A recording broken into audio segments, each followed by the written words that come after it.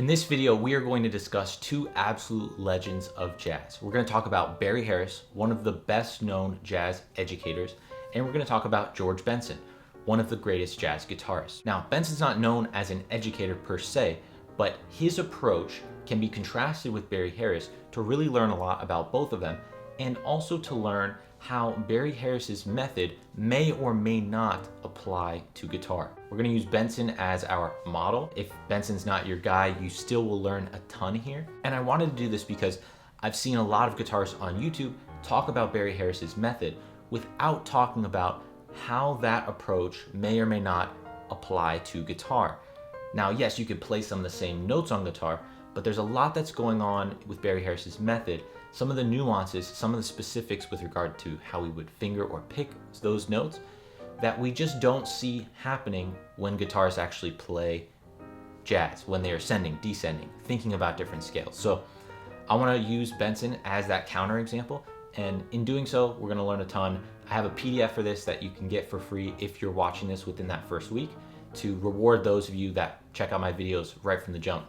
Let's talk about Barry's chromatic scale first. And this is one way that he talks about ascending type of patterns when we're playing our line. Now, we take a regular C major scale, so C, D, E, F, G, A, B, C. And the idea here is we want to have all of the notes of the scale fall on our downbeats. And this is important because a lot of times when we're trying to make our lines sound like they fit the harmony, we want those chord tones to fall on a downbeat. So in eighth note lines, we have a downbeat part, and then the next note would be the upbeat. And so we get this pairing of two, downbeat and upbeat. But the issue is that the C major scale, or any major scale, has 7 unique notes. So we can't evenly loop that. And so the solution here is we want to make sure that each of these scale notes falls on the downbeat, and then the next note we play as a chromatic note.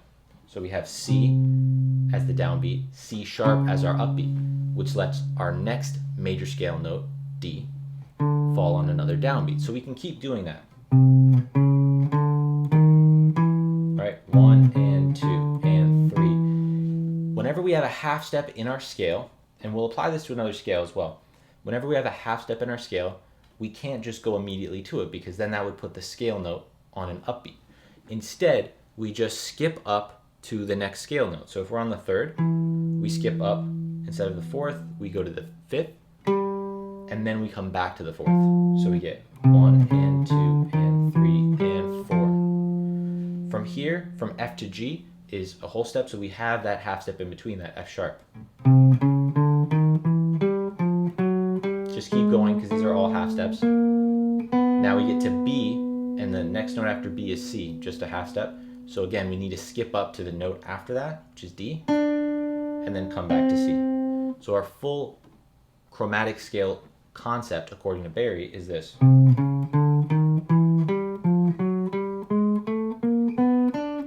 Now you may notice I'm having to do this little shifting down here. We'll discuss this later and why this is really, really important for guitarists to think about. Okay, so that's for the C major scale. What if we're on a C7 and we want to play our Mixolydian scale, or a scale that fits over C7? Same idea, take the concept and we go up, so each of the notes of our scale fall on a downbeat, and then anytime we have that half step, we skip up to another note from the scale. So most of it's the same. C, C sharp, D. Now we get to A. Our next half step in the scale would be B flat because C7 has a B flat. So we have to skip up to C. And then we continue. So the full scale for C7 would sound like this. And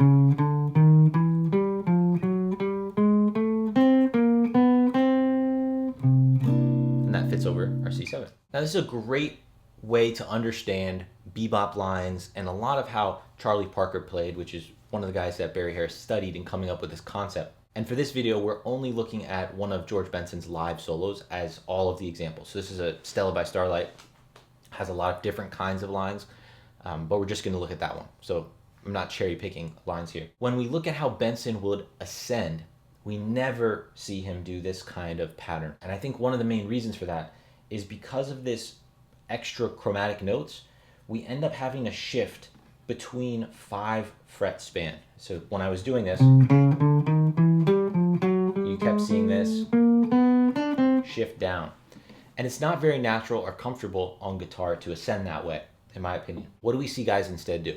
Well, whether it's Wes, Benson, Joe Pass, you name it, we see a lot of arpeggios because those fit very comfortably on guitar. We see a lot of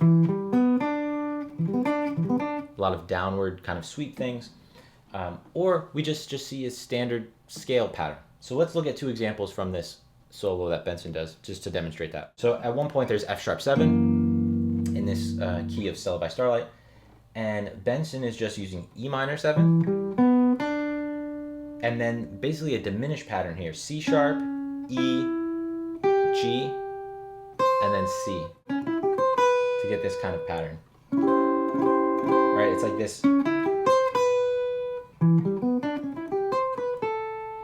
So either using arpeggios like in that example, or what we'll see if he's going to play something a little bit more scalar is just basically using the scale that he's thinking of. So this next line comes over F7, and it's very much just a scale pattern with a little bit of an enclosure at the beginning. So then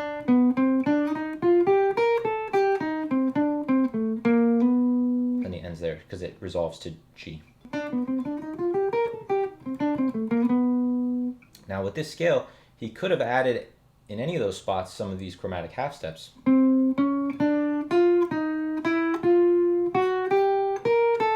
But we don't hear that kind of line from Benson. It's really just up the scale. And the chromaticism we hear from him comes usually in the form of an enclosure to tie that up. So this leads into this next big point that a lot of guys will talk about, that Barry Harris will think about in a 2-5-1 progression. He'll think about the 5 chord as the chord that he's soloing over. So if it was in C, D minor, 7, G7, C major, Barry would be thinking about that G7. And then we have other guitarists that would be thinking about the 2 chord instead, so the D minor 7. And Jens Larsen had a really good video recently discussing this comparison between Barry Harris and Pat Martino. Well, we see something very similar in what Benson does, where he really does think about the 2 chord more than he thinks about the 5 chord, and in some cases is thinking about something else. So let's discuss that. This line here from Benson over F7, to me very clearly demonstrates that he's thinking about a C minor, a 2 kind of approach, and it sounds like this. Okay, so why would we say that this is thinking about the 2? How can we know if Benson's playing this? The main thing is that we don't get that A natural, the 3rd of the dominant chord. And if we were thinking about the dominant chord, chances are we would play that A natural. Instead, we get arpeggios and ideas that fit more over C minor. This E flat major 7 with that C is like a C minor 9. He jumps up to this A flat, which may or may not have been a miscalculation in the jump at the speed that this solo is played. Either way, it sounds really cool. And then he comes down, another E flat major 7 with the C. So really just all C minor 9 so far, ending with this, again, another C minor kind of idea. 5, 3, flat 3, 2, 1. So all of that was just C minor in that approach. Let's look at one more example over this F7 from later in the solo. And we start off with that E flat. Here we only get that A, the 3rd of that F7, right at the end. So it's really like he's treating like mostly C minor and then just a quick F7. All the arpeggio of C minor. And that A isn't even really about being the 3rd of F7. It's about this enclosure to the B natural, to leading into our G coming up. So it's clear here that Benson is taking a similar approach to Wes and a bunch of others in the genre of treating this more like a 2 chord than a 5 chord. However, there are some examples later where Benson really isn't even thinking of the 2 chord or the 5 chord and is instead superimposing a lot of his own genius ideas over it, and we'll look at those in a little bit. The third thing I want to discuss here is Barry Harris's descending half step rules. Connects to what we did at the beginning with our chromatic scale concept, but this time in the context when we're descending and how we might do that with a lot of chromatic notes. which Benson does do frequently, but he does in a slightly different way, literally changing a half step in one of the notes that Barry would have used. But it makes a big difference when we're playing it on guitar, and I'm going to show it to you right now. So let's take this line that Benson does over an E7, and then let's see how might Barry play over this similar kind of line, descending. What would he do differently? So the line from Benson sounds like this. 1, 2.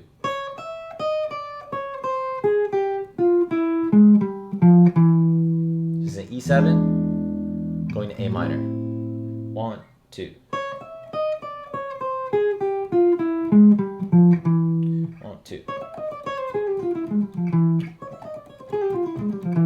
Okay, so we're on E7 and we are really descending from that E, right? We have that little C sharp that gets us there, but we have a start of a descending pattern chromatically from that root, that E. So if we were applying Barry's chromatic concept here, we might get a line that sounds like this. 1, 2.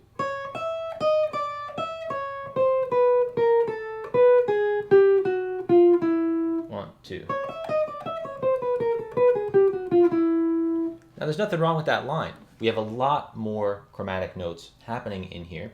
Again, we have this little bit of a shift with the 5-fret span. One thing that is different though is that we have our resolution now not on beat 1 but on beat 2 because of the amount of chromatic notes we added in. So if we wanted this to fit more like Benson's line where we start on that same part of the phrase and end in the same spot, here's how we might adjust the amount of half steps. 1, 2.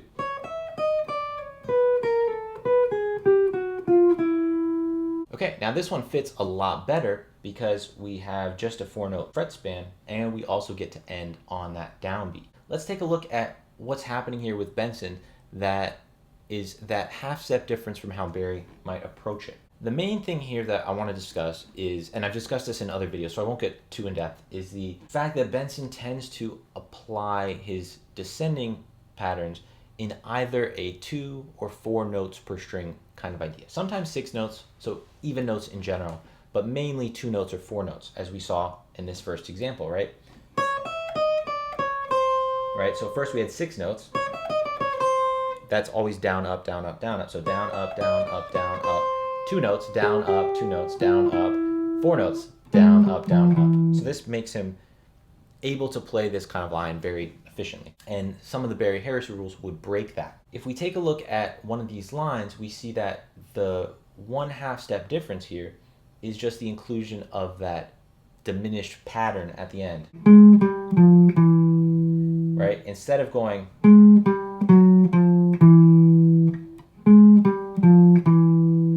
we're avoiding one of those notes so that we get an even number of notes per string. And that's really the main difference here with Benson's approach and Barry Harris's approach, is that for guitar, as a guitarist, following Benson's kind of picking and style, we have to make some adjustments to what Barry's talking about so that we can get that even number of notes per string. And that's really what Benson is doing in some of his approaches. He tends to care more about having 4 notes per string descending than he does about what specific chromatic notes those 4 notes are. Another example of this, not from Stella By Starlight, would be this line. So he just starts descending chromatically from the C sharp. This is over an A7. So far all that fits Barry Harris. But instead of doing after that A G sharp and a G, he just skips right into this kind of diminished pattern. So skipping that G sharp. And then same thing here, just 4 notes per string, because that fits so nicely on guitar. So that's the takeaway. This is one big example of why we want to learn things from what Barry's doing, but make sure we're also seeing how do some of these masters actually apply it. And that's what I'm hoping to share with you guys today. Okay, and the fourth thing I want to discuss here is this concept of target notes or no target notes. And I heard this from Chris Parks in the Things I Learned from Barry Harris YouTube channel. Great channel. You guys should check out if you're not already checking it out. And I think this is episode 80. He's discussing some of this, and he talks about this idea that Barry Harris doesn't think about target notes. Rules doesn't mean anything as long as if it doesn't sound good. But you certainly don't want to limit yourself. And I think the idea of the target notes is too limiting. At least it's too limiting for me. And this is actually connected to that idea from before that Barry is thinking about the 5 chord. And in that, because of his whole chromatic scale approach, Barry could start his idea on any note, and he knows what half steps or chromatics to add to make it sound good. So in that way, he's not specifically targeting like a root, a third, a fifth, a seventh. He could start on the 4th, he could start on the 2nd. Any of that would work for him. So that's Barry's approach in my understanding. Now, a lot of other guys will tend to have this approach of getting to certain main chord tones of the harmony. And let's look at that in this example from Benson, where he's superimposing some other arpeggios over E7. He's like going to play some F major 7 arpeggios, but he still gets to the 3rd, and then when the resolution comes around, he still gets to that 3rd. So it seems very clear that at least his ear is leading him into these target notes. So this is again over E7, going into A minor. He plays this line: 1, 2, 3, 4.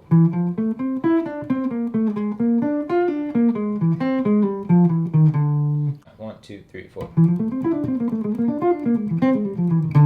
Let's break that down a little bit. So we have this F major. Now he needs to get to this G sharp for this E7. So he just plays 4 notes per string again to get to that 3rd of E7. Even though a lot of what he played before that doesn't specifically relate. F major doesn't specifically relate to E7. So that he's just getting to that target note.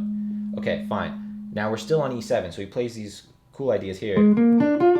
Almost sounds like a whole tone thing, but not quite. If he hit the E, it would. And then what does he do? He gets to the 3rd of A minor for that resolution, the C. Right there, he just jumps to it. And there, 2 notes per string, 4 notes per string, ending on that D. At which point he could still be thinking of E7 type of things, or maybe he's trying to get to the 11th of A minor. Kind of hard to tell without hearing the rest of the context of what he's playing. All this to say, Benson is definitely approaching this, and we see that in a lot of the use of his enclosures as well from earlier, where he ends the phrase with an enclosure, like a 3-note enclosure, to get to a 3rd or strong chord tone of the next chord. So he's clearly targeting certain notes. So neither approach is necessarily better than one or the other, but they are different from each other. So I hope this has been insightful for you, whether for the Barry Harris side or the George Benson side. If you want to see more lessons on Barry Harris or Benson, let me know in the comments, and make sure you share this with others. That really helps the channel, gets that out there. If you guys want to check out more from Benson, I have a whole bunch of videos. You can check out some of those here. Thanks for tuning in, guys, and I'll see you in the next video.